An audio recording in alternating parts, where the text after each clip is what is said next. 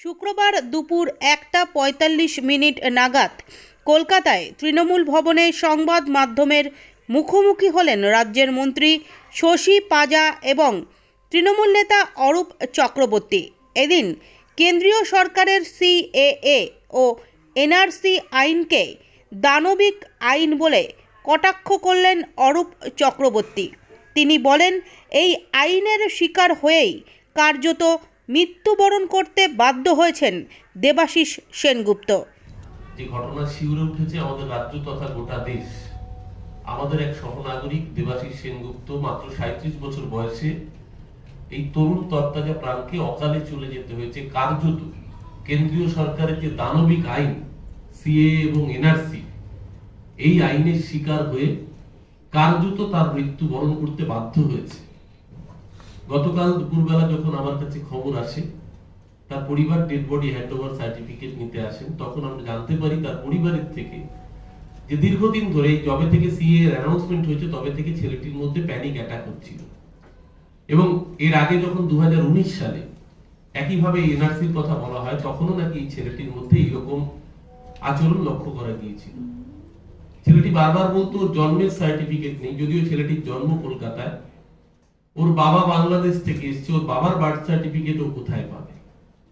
ছেলেটি পরিবারের কাছে বারবার করে বলেছিল, তাহলে কি আমাকে 14 বছরের জন্য জেলে চলে যেতে হবে। ছেলেটি তার পরিবারকে বলেছিল, তাহলে কি আমাকে বাংলাদেশ পাঠিয়ে দেবে না ডিটেনশন ক্যাম্পে পাঠিয়ে দেবে। যেরকম ভাবে আমরা দেখেছি আসামের বুকে রতনলাল বিশ্বাসকে ডিটেনশন ক্যাম্পে, সেই ছবি সারা ভারতবর্ষের মানুষ শিউরে উঠেছে। ছেলেটি তার এই পরিণতি আশঙ্কা করে আত্মহননের পথ বেছে নিতে বাধ্য হয়েছে। আমি বলছি বাধ্য হয়েছে ছেলেটি সুইসাইড করতে, এবং তাকে বাধ্য করেছে রাষ্ট্র।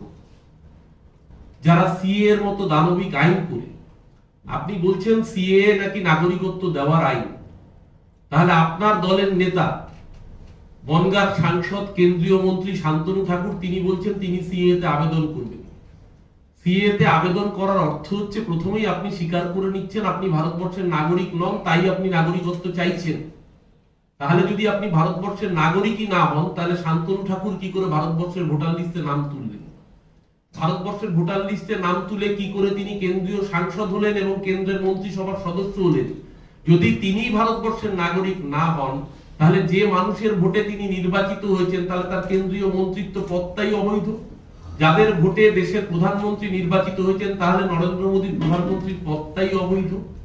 আজকে সিএ এর মতো এই আইন কার্যত চোখে আঙুল দিয়ে দেখিয়ে দিচ্ছে যে আজকে এই একটা মৃত্যু আগামী দিন আমি জানি না আসামের মতো চেহারা আমাদের রাজ্যকে করতে চাইছে কিনা, কারণ বিজেপির রাজনীতিটা খুব পরিষ্কার। ওদের কাছে বাংলায় কথা বললে বাংলাদেশি। আমরা দেখেছি এ রাজ্যের বুকে বিজেপির দায়িত্বপ্রাপ্ত পর্যবেক্ষক বলেছিলেন ও পোহা খাতা হয় ও বাংলাদেশি, মানে চিড়ে খেলেছে বাংলাদেশি।